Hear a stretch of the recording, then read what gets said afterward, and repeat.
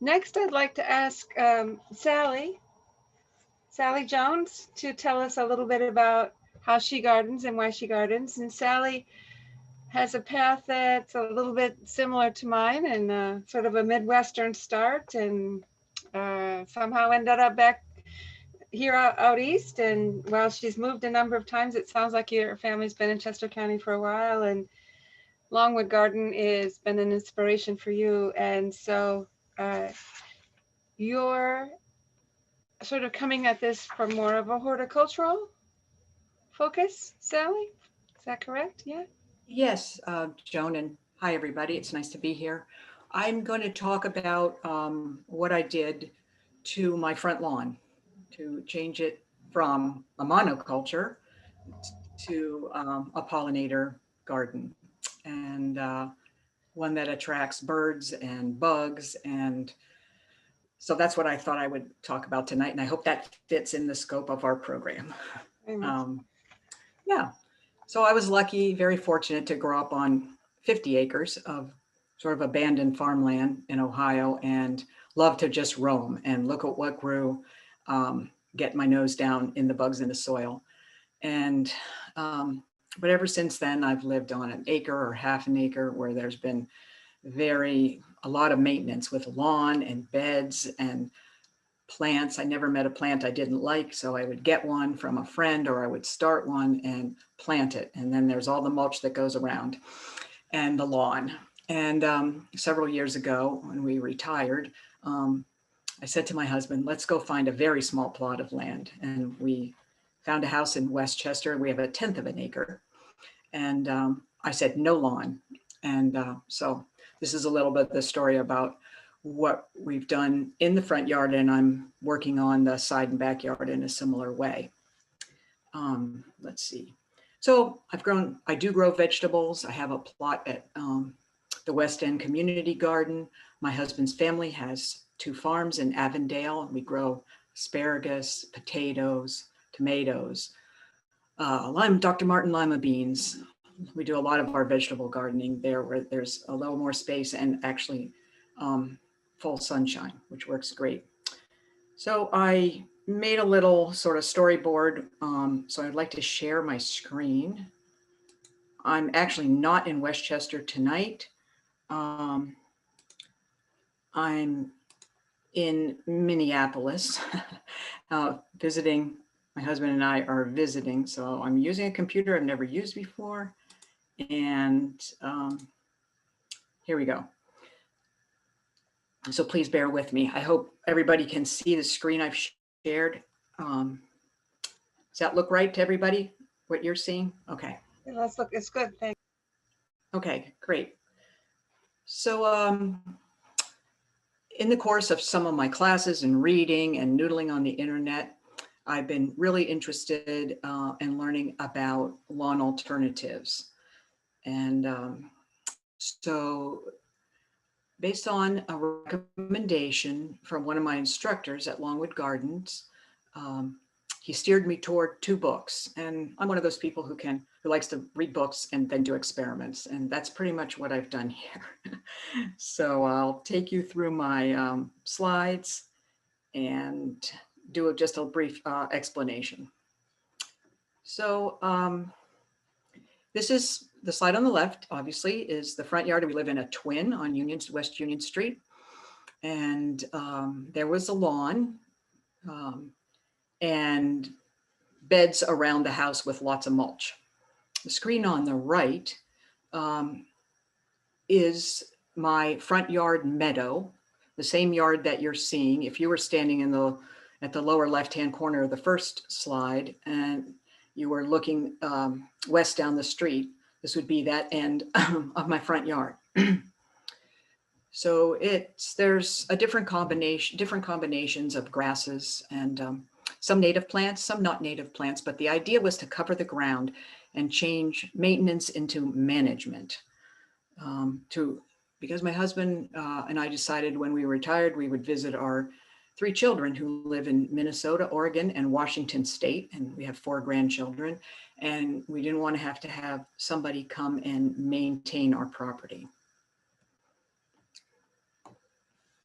So my goal was no weekly mowing, no watering, no mulching, no fertilizing, and no worrying about pets. Nix the maintenance. Yes to all the perennial plants that I love and many new ones yet to be discovered that have colors and textures and layers and completely cover the ground. I wanted this to be a dynamic community of plants that would change through the season, evolve from year to year, and yes, be habitat for birds and butterflies and bees and lots of insects. So how to go about changing from this maintenance of mowing and blowing and raking and that sort of thing to just managing it, managing the yard. This is a person that I follow, Benjamin Vogt. He's in Nebraska. He says, in a time of climate change and mass extinction, gardens matter more than ever. And that's my vision, I think, that I would hope that I, in my small way, and other people who are interested in gardening could really be willing to experiment, try new things, that we could link our ecosystems to each other and really change the way that city and the countryside look. We've got schoolyards, highways, or office complexes. I just love to see us garden differently. And there are many good examples of this. And I know there are a lot more in Europe, as Joan was referring to earlier. And so there's really good examples on how to do this. This is what I did. So these are two resources that I use. These are the two books recommended by Dan Maffei, who is a garden designer in Kennett Square, the No Maintenance Perennial Garden book, and Planting in a Post-Wide World. And I really recommend both of these books. They're great. They help me with kind of a transformation that I could really understand about gardens being dynamic, that I'm not planting something to tend that I don't want to change, like my lawn or a tree that I'm pruning or shrub that I'm just working at so hard, keeping the weeds away from it, and having it be, a hedge or something like that, that I could learn about what grows well, native plants first, but filling in with other kinds, the idea being to really cover the ground. That short plants mostly have shallow roots, tall plants have deep roots. The two can grow side by side. The deep roots grow through the shallow roots, and you can have plants really close together. The idea being that this is what a meadow is like. So looking at my front yard and studying it for a couple of years while I was getting up the courage to do this, I was noticing what I had in the way of requirements for light, studied the soil a little bit under the grass in my front yard, noticed how much rain I got, the lay of the land a little bit. And then I started to compile a list of plants that would give me a variety of colors and textures and heights throughout the growing season. And then the plan was to plant them as close together as they would allow. And my management of this would be to, once the plants were established, was to just cut them down and chop up all the plant debris, all the little woody stems, all the short stems, any leaves that were left at the end of winter. So once a year, I cut it down in March, and I just drop the cuttings on the ground at the base of the plants. So first of all, I had to get rid of the lawn, and I didn't want to remove the sod that was there. I took this dogwood tree, dug it out, and took it to my sister-in-law's farm in Avondale. And so that I just had a 20 by 30 foot square of grass. And this may cause some people to shudder, but I used agricultural vinegar, which is just much, much stronger than the vinegar in your kitchen cabinet, sprayed it on the lawn, and there's no other plants around it that would be affected by that. So on a windless day, a couple days in a row, I sprayed vinegar on this to kill the grass. Any persistent plants that were still growing in my lawn that was supposed to have nothing but grass and weeds, I used some burnout on. Burnout is acetic acid and clove oil, I believe. So the grass is dead. I put in a little fence around it to border it, reducing the size just a little bit. And then I made a plant list of the kinds of things that I would. So as you can see, literally laying out the plants in their buckets, and then we're digging them in on our hands and knees.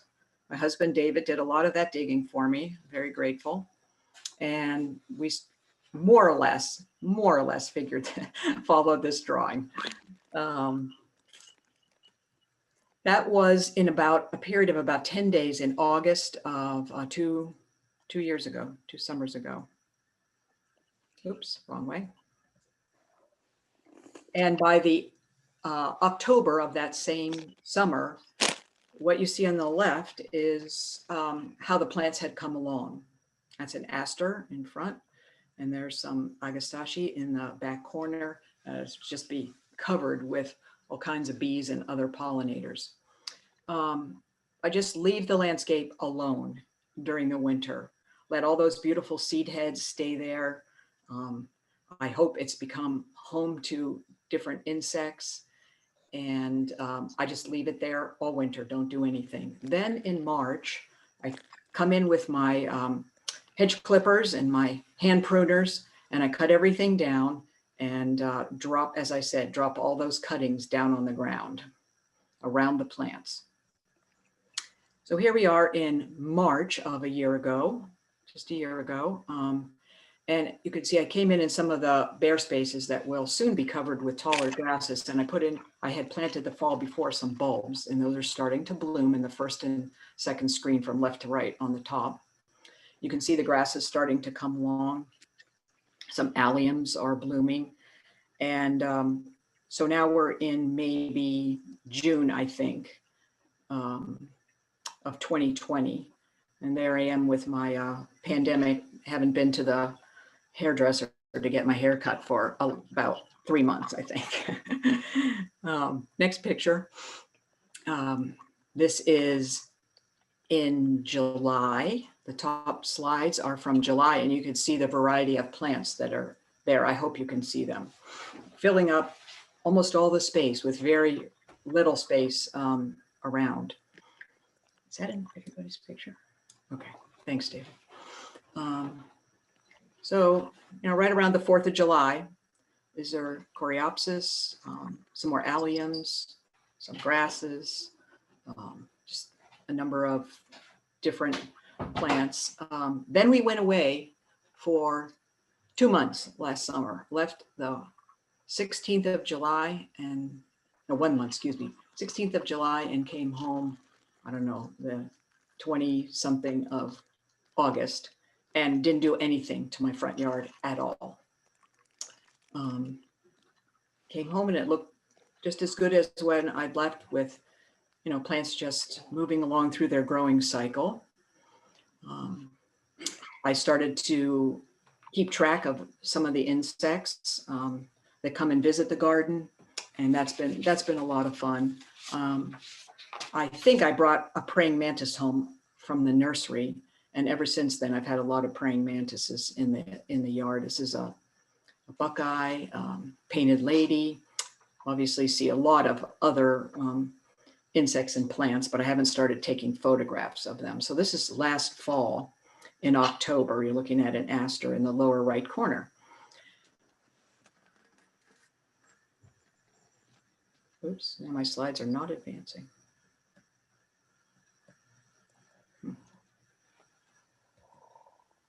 I wonder why my slides are frozen. Let's see. I'm not at my last slide.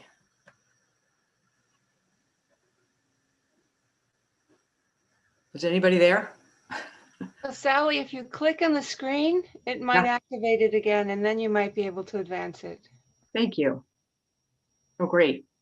I think we did it. So the toward the end of the growing season, thank you for that tip. I appreciate it. End of the growing season, you can see the fall colors. This is Oxydendron arboreum tree, some grasses, my asters, and then this is what it looked like coming through the winter. This is a picture from this year, the second picture on the 4th of March.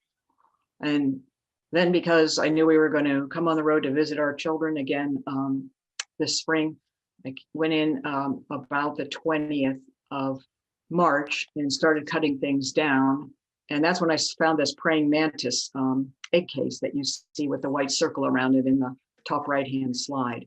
And I said, uh-oh, I am a little bit early, but I still have to do the cutting down. And as you can see, all these pieces of plant material on the ground are just what I chopped off of the plants. And I'm doing that because, you know, they're going to be ready to grow in a new season, and because I planted bulbs and their crocuses are already starting to come up.